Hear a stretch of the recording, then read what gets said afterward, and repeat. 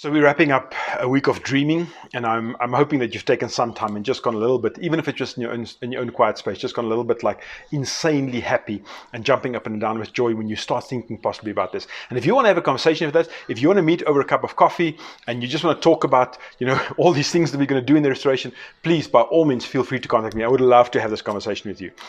Today, as we're wrapping this up, I want to tell you that this needs to be something that's real for you. If you read that book that I recommended earlier this week about All Things New by John Eldredge, he ends that book by saying, is this real enough for you that you have a list of 3 things? What are the 3 things that you're going to do first at the restoration of all things? And that just blew my mind again. I'm looking at this like, I'm so excited about this, but I haven't even thought of that. Why do we have bucket lists on this earth? Is it because we live on this earth amongst often Christians that are so sad and miserable the whole time because they don't understand what lies ahead?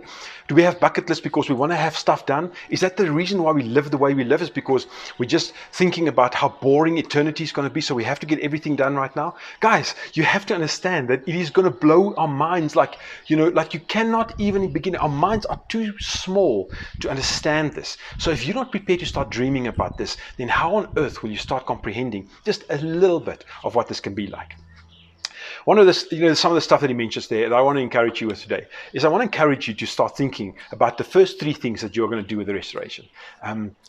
Think about that. Just start dreaming about it. Every day, change it up. It's like, no, wait, these are the next 3 things. Oh, no, wait, I'm going to do this rather. And it's like, I want you to experience some of those spaces. I want you to think about what that would mean. What would it mean? And looking forward to that moment. Can you imagine what that moment's going to be like when you hear the trumpet sound and suddenly you find yourself in the presence of Jesus? Have you thought of asking Abba to show you in your dream some of this? Have you ever considered that? And if so, why not? Is it because we have such little faith in the possibility that if we as his children are saying, Abba, I'm just so desperate. Give me a glimpse tonight while I'm sleeping, this little glimpse. Just take me into a space as I'm dreaming that will show me just a little bit of what this would be like. Show me how you see me, perhaps if I'm dreaming tonight.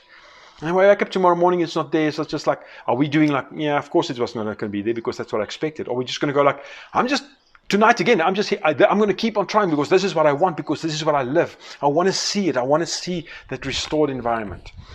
So as we wrap up this week, we just should be talking about this like for a whole year. But I want to encourage you. I want to tell you that your dad loves you so much. He is just so crazy about you. Look at what he created. Look at what he has made for you.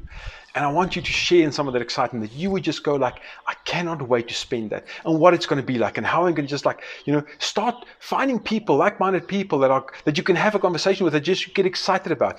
I was saying to you the other day, we were driving in the car with some men, and we started this conversation. I tell you, we wanted to jump out of the car from excitement at some point as we're talking about these different things.